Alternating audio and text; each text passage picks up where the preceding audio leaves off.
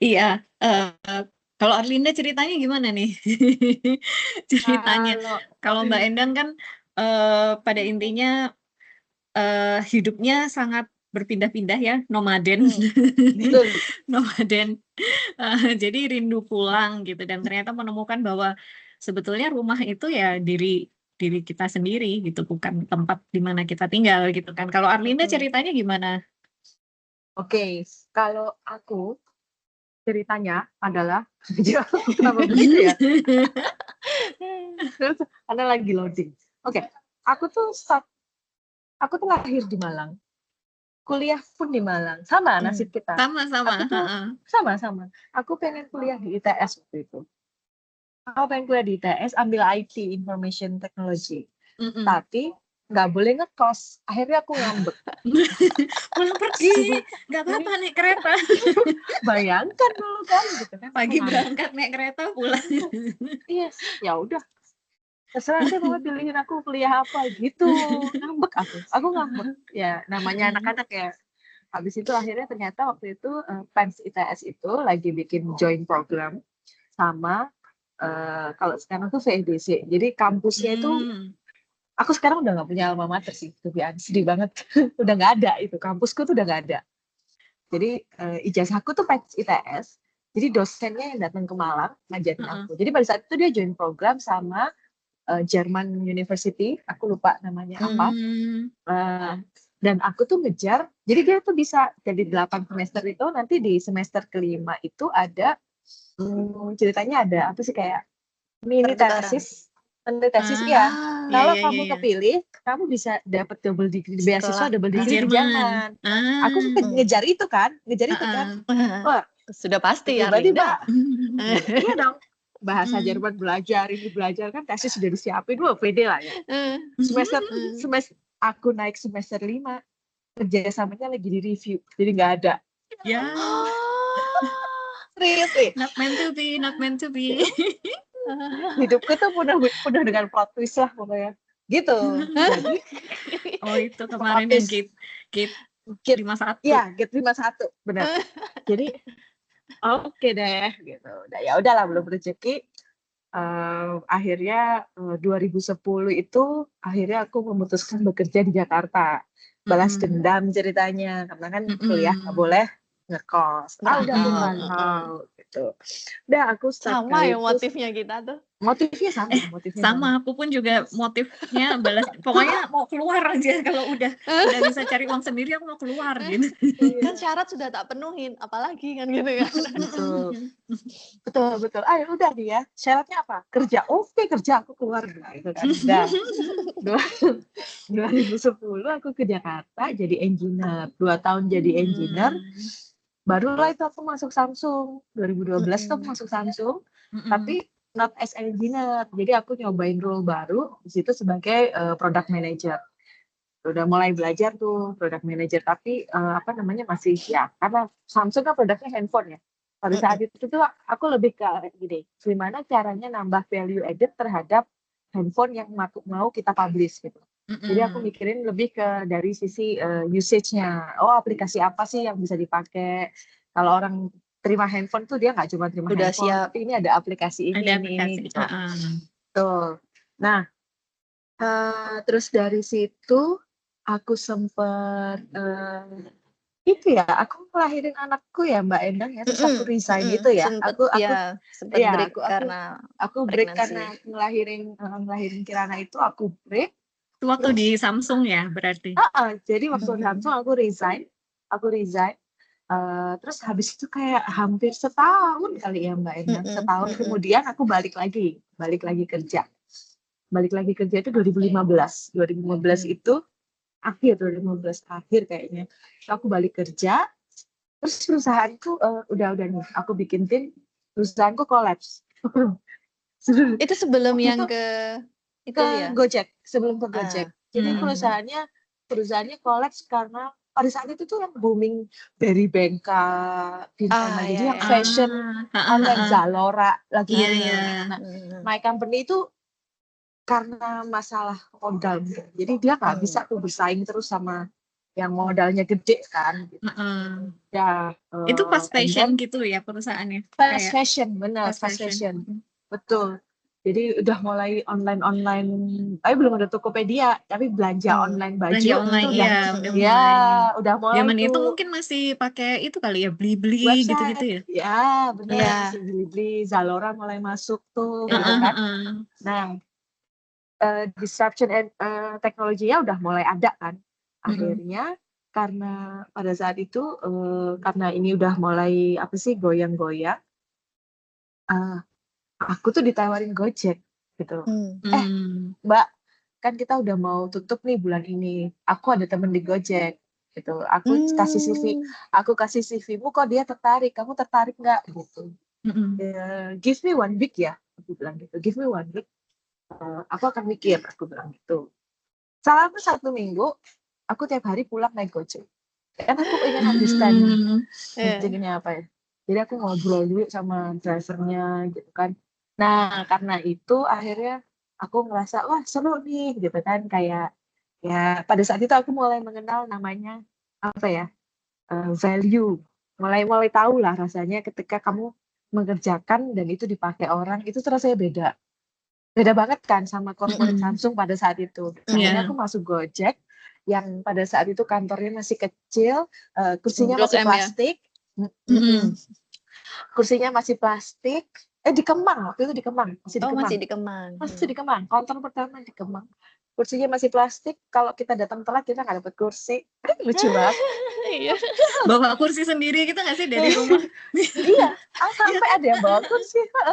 Iya, Gitu, tapi kayak dulu waktu aku di Deloitte juga kan dia hot desking gitu. Kalau udah pas low Rame, season kan, datang kalau semua. pas peak season kan kita kerja dari kantor klien. Pas lagi high season semua pulang ke base nggak camp ada gitu kursi. kan. Nggak ada kursi. Bener. Nggak ada kursi.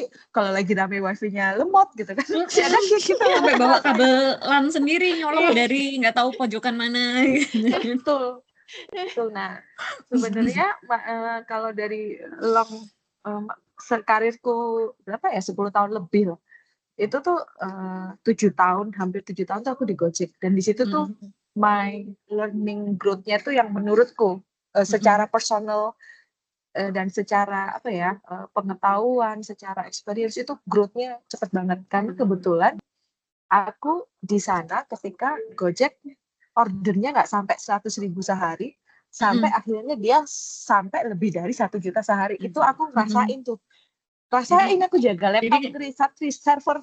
Itu Ini aku ya, rasain. Arvinda growing with Gojek gitu kan. Dari Gojek masih kecil sampai ini. Betul. Jadi I'm growing with Gojek gitu di situ. Dari Gojek kecil sampai dari sekarang tiba-tiba kantornya udah di gedung Pasaraya, udah 7 lantai, BOD-nya udah banyak gitu kan. Terus apa namanya, dan during itu tuh kan aku sampai di Gojek itu sampai 2022. Jadi during pandemi there's another plot twist in my life gitu. Tiba-tiba nggak ada angin, nggak ada hujan, petir aja udah. Dapat surat cinta ya. Dapat surat cinta. Jadi 2017 itu ada life changing lah di hidupku, berubah. Set gitu. 2020 pandemi baru datang, ada petir lagi. Jelas gitu kan. Udah jatuh gitu kan. Udah di dasar gitu kan. I can say it's a near death experience sebenarnya during the pandemi itu. Itu. Jadi dan di situ aku masih di Gojek. Akhirnya aku 2020 itu aku balik ke Malang karena I have to slow down gitu. Karena one of the things yang terjadi dalam hidupku, aku harus slow down. Jadi aku take back sebentar.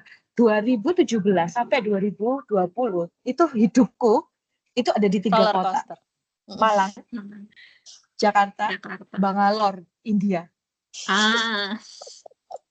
Hidupku jadi 1 bulan itu aku ada di 3 kota ini.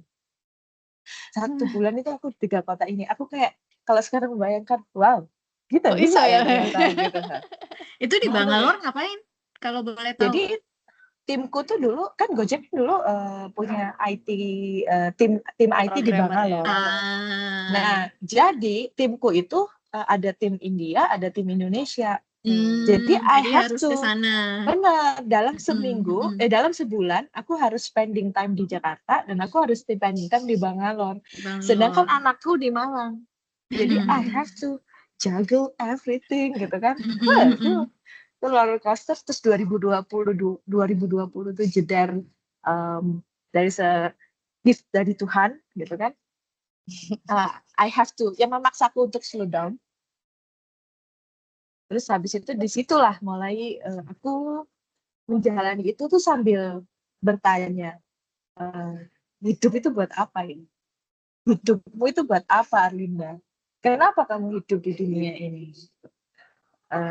Prioritasnya berubah. Mulai deh, value-ku mulai shifting. Prioritasku tuh juga berubah, gitu kan. Setelah akhir pandemi, aku udah mulai settle, I can pass the storm, ya. Alhamdulillah gitu akhir pandemi 2023 mulai back to office lagi kan. Aku duduk, aku berpikir kalau aku back to office, I go back to my old life before 2020. Dan aku tidak merasa that's the life that I want. Gitu. So aku mulai 2002 aku decide untuk resign dari Gojek, terus coba cari company lagi gitu. Keluar dari situ tuh aku seperti keluar dari company Gojek ya. Aku tuh seperti melihat dunia yang aku nggak pernah tahu sebelumnya. Beda point of view ya. Beda point of view sekali. Kayak when you are di Gojek, kamu tuh wah ini orangnya jago-jago. Aku ngomong gini ngerti, aku mau Nyambung. begini dia nyambung gitu kan. Begitu aku pindah ke startup gitu kan, aku sampai akhirnya aku stres. Gimana sih kok nggak ada yang ngerti gitu kan. Terus salah satu aku kan VP ya waktu itu, jadi aku langsung reportnya ke COO. COO pun ngomong, Arlinda, kamu tuh Ferrari, anak-anak ini angkot.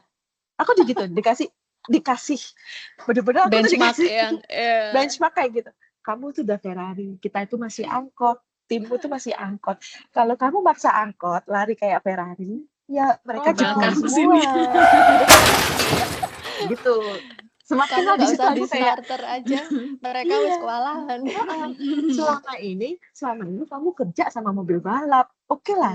Ferrari-nya paling cepat, tapi at least yang lain udah bisa nih ngikutin gitu kan mobil balap. Sekarang kamu kerjanya sama angkot, ya turunin dulu lah, nanti naikinnya bareng-bareng gitu. Akhirnya ya disitulah aku belajar soal oh iya ya dunia itu nggak seklutik aja di sini gitu kan. Udah 2002 terus 2003 aku akhirnya memutuskan karena udah mulai ini ya masih bolak-balik tuh Jakarta Malang ya benar kata Mbak Endang, aku remote aku ini gitu kan. Cuman namanya kerja terakhir tuh aku kerja di banknya Mayapada, anak perusahaannya Bank Mayapada.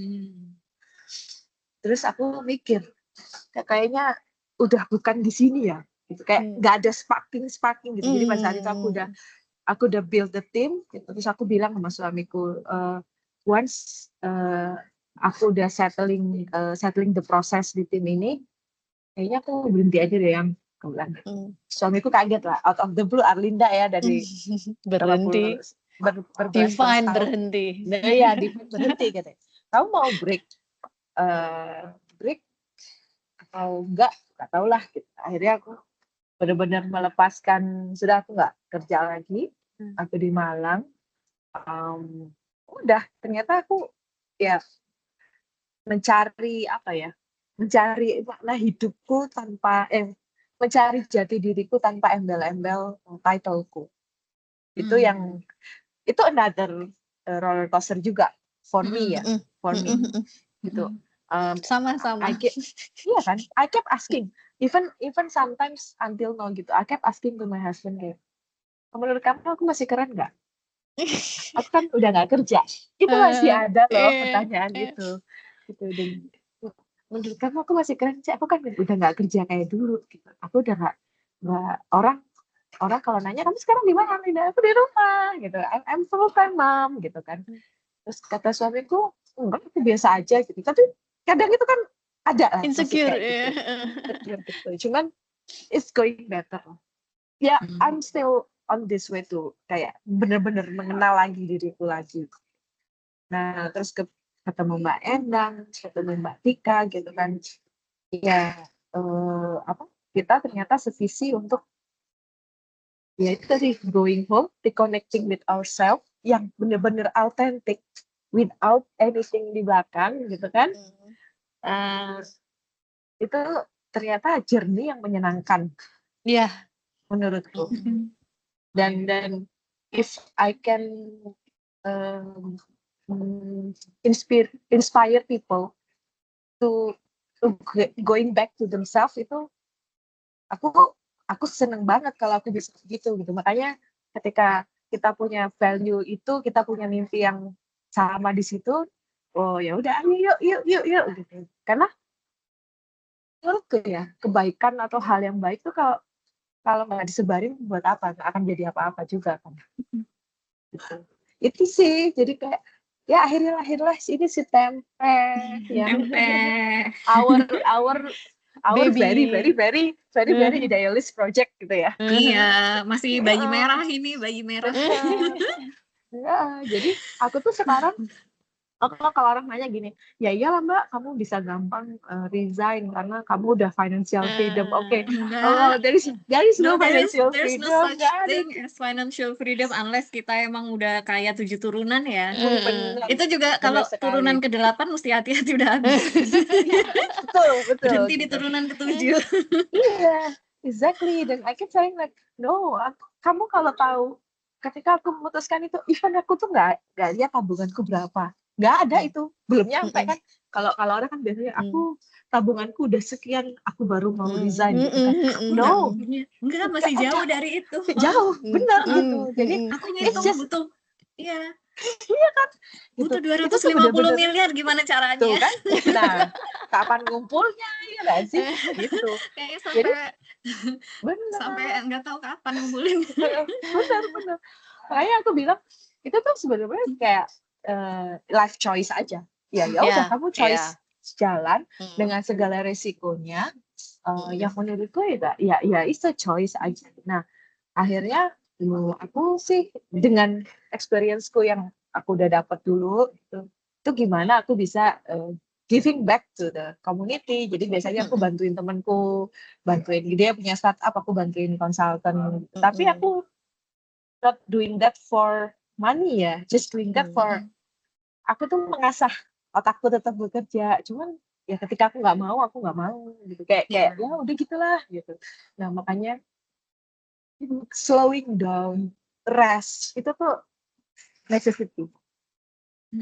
Menurutku itu dengan segala macam dunia yang serba fata morgana, serba instan, serba cepat, serba fata morgana loh. Kayak kita melihat dia begini, jadi itu nggak seperti yang kita lihat gitu kan. Sawang sinawang gitu kan, sawang sinawang. Dan gitu. orang cuma berbagi apa yang mereka mau bagi kan, dan biasanya kan yang dibagiin sesuatu yang membanggakan, yang ini yang bagus, iya pas nangis mewek juga mungkin nggak dibagiin. Nggak dibagiin gitu. Makanya dibagiinnya pun ada intention untuk mereka dapetin attention gitu kan. Attention, impressing others gitu kan. Jadi akhirnya not authentic juga at the end gitu. Iya, gitu. Nah, gitulah akhirnya karena tiba-tiba ketemu Mbak Tika, Mbak Endang, yuk bikin apa sih, kita awalnya ngomongnya healing house ya. Kita bikin healing house yuk. Mimpi kita realisasikan yuk. Yuk kita bikin healing house yuk, Lin. Wih, langsung tuh kayak nyambung, kayak ada gitu. Kayak aku nggak pikir panjang gitu, terus akhirnya yuk gitu. Ya, jadilah ini. Kalau Mbak Tika, ayo gantian. Iya, Gimana Tika? gimana nih?